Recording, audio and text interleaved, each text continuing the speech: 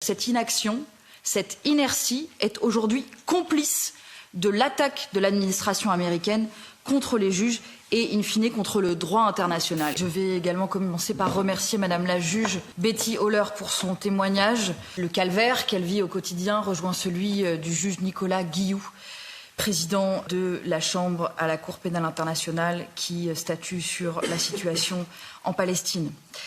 Je veux d'abord rappeler que nous continuons de condamner très fermement les sanctions américaines contre la Cour pénale internationale, contre ces juges. Nous appelons à leur suspension immédiate. Ce sont des sanctions qui sont généralement réservées à des criminels, des terroristes, et que maintenant la Maison-Blanche utilise contre des juges internationaux, mais aussi nationaux, pour les intimider et pour menacer leur indépendance.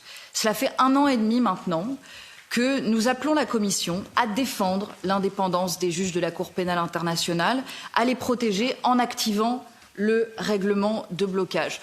Nous avons déjà interpellé la Commission européenne en hémicycle lors d'un débat en session plénière et la Commission européenne nous avait répondu, yeux dans les yeux, qu'elle ferait tout, je cite, pour défendre la Cour pénale internationale, y compris l'activation du règlement de blocage. Rien n'a été fait.